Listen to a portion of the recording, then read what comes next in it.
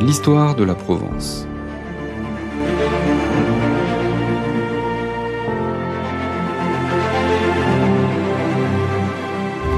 Bonjour à tous.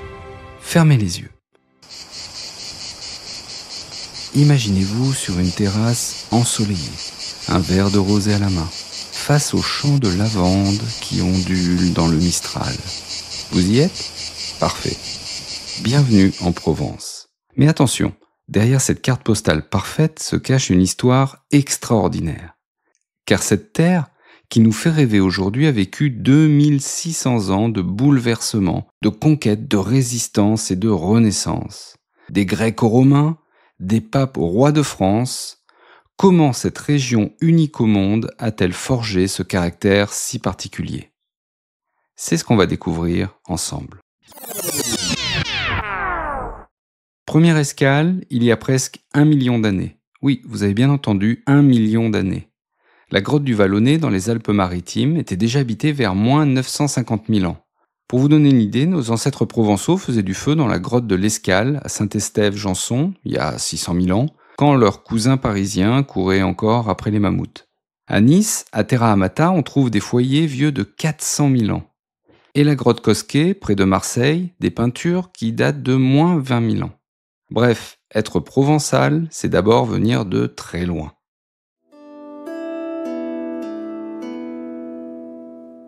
Mais l'histoire commence vraiment il y a 2600 ans.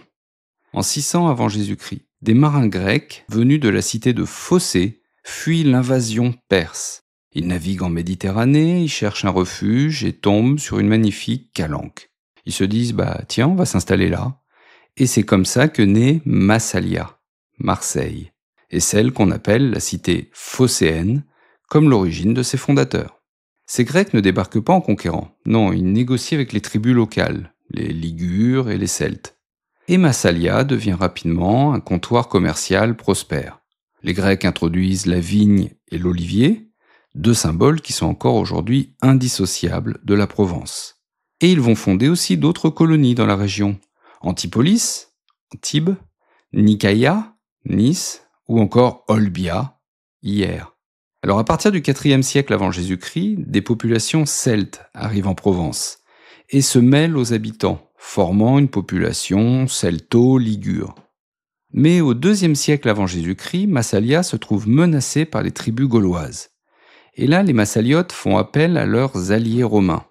Grave erreur, parce que c'est là que tout bascule. En 125 avant Jésus-Christ, le consul romain Fulvius Flaccus intervient pour défendre Massalia. Mais une fois sur place, les Romains ne repartent plus, comprennent l'intérêt stratégique de cette région, qui commande une route terrestre importante entre l'Italie et l'Espagne. En 122, les Romains fondent par exemple Aix-en-Provence. Et la Provence devient la Provincia Romana, la province romaine. D'où son nom, tout simplement. Province, Provence. Le nom évolue ensuite en Gaule transalpine et plus tard encore en Gaule narbonnaise. Et sous les Romains, c'est l'âge d'or. Ils construisent partout. L'amphithéâtre d'Arles, le théâtre d'Orange, les arènes de Nîmes. Arles devient même si importante qu'on la surnomme la petite Rome des Gaules. Et l'empereur Constantin lui-même y organise un concile en 314. Alors cette époque dure 5 siècles. 5 siècles de paix, de prospérité, de romanisation. Les Provençaux adoptent le latin, les mœurs romaines, l'art de vivre méditerranéen. Mais tout a une fin. L'Empire romain d'Occident s'effondre au 5e siècle, les Wisigoths arrivent, puis les Burgondes, puis les Ostrogoths. Et finalement, en 536, les Francs reprennent le contrôle. Et c'est là qu'on commence à parler de Provence pour la première fois. C'est toute l'antique Provence. Contrairement au reste de la Gaule, la Provence conserve une forte spécificité. Elle reste marquée par l'héritage romain et méditerranéen. On y parle encore latin quand le nord de la France adopte progressivement les langues germaniques. Chez le nord. En fait, c'est au Moyen-Âge que la Provence forge véritablement son identité. En 843, le traité de Verdun partage l'empire de Charlemagne. La Provence va à Lothaire, puis devient partie du royaume de Bourgogne-Provence. et elle échappe ainsi à l'autorité directe des rois de France. Au XIe siècle, elle passe sous l'autorité des comtes de Provence, d'abord la famille des Bossonides, puis celle des comtes de Barcelone, et enfin des comtes d'Anjou. Et cette indépendance relative permet l'épanouissement d'une civilisation brillante. La Provence devient le berceau de la poésie courtoise avec les troubadours. Guillaume IX d'Aquitaine, Geoffrey Rudel, Bertrand de Born. Ces poètes chantent l'amour courtois dans la langue d'oc, qui est si différente du français du Nord. Quan l'Orius de la Fontana cerclasis sicum farsol. Quand l'eau de la fontaine coule claire comme elle a coutume de le faire. Ça vous dit quelque chose ? C'est du provençal du XIIe siècle. Alors la région prospère. Marseille redevient un grand port méditerranéen grâce aux croisades. Avignon se développe. Les villes obtiennent des consulats, les ancêtres de nos municipalités. Mais au XIIIe siècle, la Provence se trouve prise dans la tourmente de la croisade contre les Albigeois. Alors elle est moins touchée que le Languedoc, mais elle subit les contre-coups de cette guerre religieuse qui va affaiblir l'ensemble du Midi. Et puis, coup de théâtre au XIVe siècle. Le pape, Clément V, sous la pression du roi de France Philippe le Bel, quitte Rome pour s'installer à Avignon. Et pendant 67 ans, 7 papes successifs vont résider dans ce que l'on appelle le Comtat venessin. C'est cette région qui appartient au pape et qui est autour d'Avignon. Et c'est une période qui va transformer radicalement la Provence. Avignon devient l'une des plus grandes villes d'Europe, et le palais des papes, une forteresse gothique, témoigne encore de cette grandeur. Avignon, capitale de la chrétienté, comme l'écrivent les chroniqueurs de l'époque, va attirer les artistes, les banquiers, les marchands de toute l'Europe. Pétrarque y séjourne, et d'ailleurs il va y rencontrer sa muse Laure. Mais cette prospérité cache des tensions. La papauté d'Avignon est perçue comme une captivité babylonienne par ses détracteurs. En fait, c'est le grand schisme d'Occident qui dure de 1378 à 1417, et ce schisme divise la chrétienté entre les partisans du pape à Rome et ceux du pape d'Avignon. Le XIVe siècle, c'est aussi la Grande Peste de 1347-1348 qui décime la population, et on a tous les brigands et les soldats qui pillent les campagnes. Le siècle suivant, le XVe siècle, c'est l'époque du bon roi René. Alors il s'agit de René d'Anjou, qui est comte de Provence de 1434 à 1480. Et c'est un homme de la Renaissance avant l'heure. Alors on l'appelle le roi René parce qu'il est roi titulaire de Naples et de Sicile. Mais il est aussi duc d'Anjou et comte de Provence. En fait, il accumule les titres, mais surtout il transforme la région. C'est un mécène extraordinaire. Il attire les artistes, les poètes, les musiciens à sa cour d'Aix-en-Provence. Lui-même peint, compose, écrit, et on lui doit notamment le fameux livre du Cœur d'amour épris, qui est un manuscrit enluminé absolument somptueux. Et à sa mort en 1480, c'est la fin d'une époque. Son neveu, Charles III d'Anjou, va lui succéder, mais il meurt l'année suivante, sans héritier. Et dans son testament, il lègue tout au roi de France, Louis XI. Mais ce rattachement ne se fait pas sans résistance. Les États de Provence, c'est-à-dire l'Assemblée des représentants des 3 ordres, négocient âprement les conditions de cette union, et ils obtiennent des garanties importantes. La Provence conserve ses privilèges, ses coutumes, ses institutions. Elle n'est pas réunie à la France, mais elle est unie. Une nuance juridique fondamentale qui préserve son autonomie. Et Louis XI respecte ses engagements.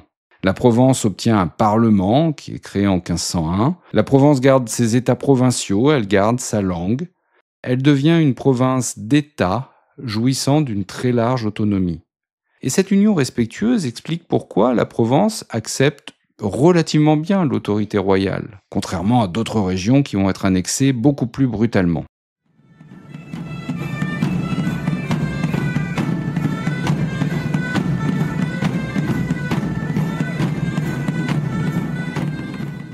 Les siècles suivants ne sont pas de tout repos. Les guerres de religion frappent durement, et le massacre de Mérindol annonce tous les troubles à venir. Alors ce massacre, c'est en 1545. Les Vaudois, qui sont dans le Luberon, venaient de se convertir au protestantisme. Mais ils sont massacrés, 3000 morts en 5 jours, sur décision du Parlement d'Aix. Par ailleurs, Charles Quint envahit au XVIe siècle 2 fois la région. La Saint-Barthélemy fait aussi des ravages à Marseille et à Aix. Bref, entre le XVIe, XVIIe, XVIIIe siècle, les fortunes de la région sont diverses. Marseille devient le port du Levant de la France. Elle monopolise le commerce avec l'Empire ottoman. Et ses négociants s'enrichissent dans le négoce des épices, des soieries ou du café. La région va développer aussi des productions spécifiques. Le savon de Marseille, alors qui est fabriqué depuis le XIIe siècle, mais qui connaît une sorte de proto-industrialisation au XVIIe siècle.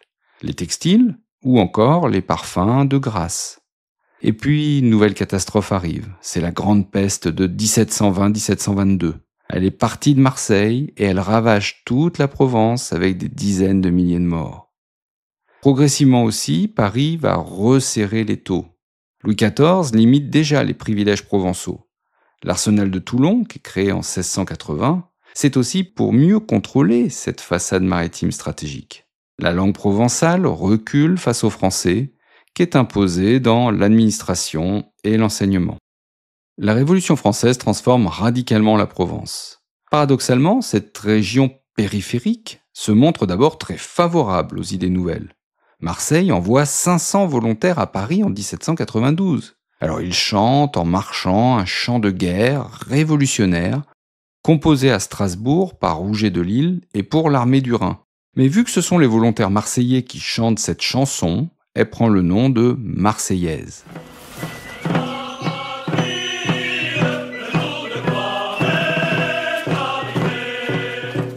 Mais très vite, la Provence se divise sur la Révolution. Les grandes villes, Marseille et Toulon en tête, soutiennent la République. Et les campagnes plus conservatrices résistent. Et là, la terreur va frapper durement la région. On parle même pour certaines zones de Vendée provençale. À Toulon, qui s'était livré aux Anglais, la répression est terrible. Un jeune officier corse, Napoléon Bonaparte, s'y illustre en reprenant la ville. Et il n'hésite pas à faire tirer au canon sur les émeutiers. Administrativement, c'est aussi la Révolution. Fini les anciennes provinces. Place aux départements. Bouches-du-Rhône, Var, Basse-Alpes, Avignon et le comtat venessin, terre du pape, rejoignent enfin la France. Le Premier Empire apporte la paix civile, mais il affaiblit l'économie provençale. Le blocus continental, décidé contre l'Angleterre, va ruiner le commerce méditerranéen de Marseille. Au XIXe siècle, c'est la Renaissance. D'abord, la région s'agrandit. Après l'intervention française, aux côtés du royaume de Piémont-Sardaigne, là on est dans le cadre de l'unité italienne, la France récupère en 1860 le comté de Nice. En gros, Nice est son arrière-pays. 9 ans plus tard, en 1869, c'est l'ouverture du canal de Suez. Marseille redevient porte de l'Orient et le premier port français devant Le Havre. Le chemin de fer arrive aussi. C'est la fameuse ligne PLM, Paris-Lyon-Méditerranée, qui relie Paris à Marseille en 1856. La Provence désenclave. Et cette révolution des transports transforme la région. Les premiers touristes découvrent la Côte d'Azur. Nice devient une destination prisée de l'aristocratie européenne. Cannes, Hyères, puis Monte-Carlo attirent les riches bourgeois et les aristocrates qui cherchent la douceur en hiver. Est né le mythe de la French Riviera. C'est aussi l'époque d'une renaissance culturelle provençale. Frédéric Mistral fonde le Félibrige en 1854, un mouvement de défense de la Languedoc. Il obtient le prix Nobel de littérature en 1904 pour son œuvre en provençal. Les 2 guerres mondiales vont secouer la région comme partout. 1914-1918, 140 000 hommes de Provence sont mobilisés. Durant l'entre-deux-guerres, Sanary-sur-Mer devient un lieu d'exil pour de nombreux intellectuels allemands qui fuient le nazisme. Et pendant la Seconde Guerre mondiale, la région passe sous différents statuts. D'abord zone dite libre, c'est-à-dire sous l'autorité de Vichy, puis une occupation italienne pour l'est de la région jusqu'en 1943, et enfin une occupation allemande d'abord pour l'ouest, puis pour toute la région à partir de septembre 1943. Et là, la Provence va subir durement l'occupation allemande, d'autant plus que c'est une terre de grande résistance. Alors le 15 août 1944 a lieu l'opération Dragoon, le débarquement de Provence des forces alliées. Forces alliées qui sont pour la moitié françaises. de métropoles et des colonies. Et c'est la libération de la région. Toulon et Marseille sont ainsi parmi les premières grandes villes françaises libérées. L'après-guerre apporte des mutations considérables. L'industrialisation qui s'accélère. On a la pétrochimie à Fos-sur-Mer, l'aéronautique autour de Marignane, le nucléaire à Cadarache. On a le tourisme de masse aussi qui se développe avec la création de stations balnéaires. Aujourd'hui, la Provence fait face à de nouveaux défis. Alors elle reste une région attractive, avec une démographie dynamique et une économie diversifiée entre le high-tech, comme à Sophia Antipolis, des industries traditionnelles et toujours le tourisme. Marseille, qui était capitale européenne de la culture en 2013, s'affirme comme une métropole méditerranéenne. Marseille, ça alors. Le TGV Méditerranée, depuis 2001, la place à 3 heures de Paris. Mais la région doit aussi gérer des défis importants, l'urbanisation, la pression foncière et les inégalités sociales. Et surtout, la Provence maintient vivace cette identité si particulière, forgée par l'histoire. L'accent, la pétanque, la bouillabaisse, les marchés colorés, c'est pas seulement du folklore, c'est l'héritage d'une histoire millénaire. En fait, la Provence, c'est comme un masque qui a été bâti pierre par pierre. Chaque civilisation a ajouté sa pierre, les Grecs, les Romains, les Francs, les Français, avec comme résultat un édifice unique, solide, capable de traverser les tempêtes tout en restant ouvert au monde. Et finalement, c'est ça le génie provençal, cette capacité unique à avoir su préserver son âme méditerranéenne, tout en s'intégrant pleinement à la France. Être pleinement français, tout en restant fièrement provençal. Merci d'avoir écouté jusqu'au bout cet épisode sur l'histoire de la Provence. Si ce voyage vous a plu, n'hésitez pas à me laisser un petit commentaire sur Spotify ou Apple Podcast. N'hésitez pas à parler aussi du podcast autour de vous, à envoyer les liens vers les épisodes ou à les conseiller. C'est vraiment très précieux le bouche à oreille pour faire connaître mon travail. Et on se retrouve très bientôt pour une nouvelle page d'histoire.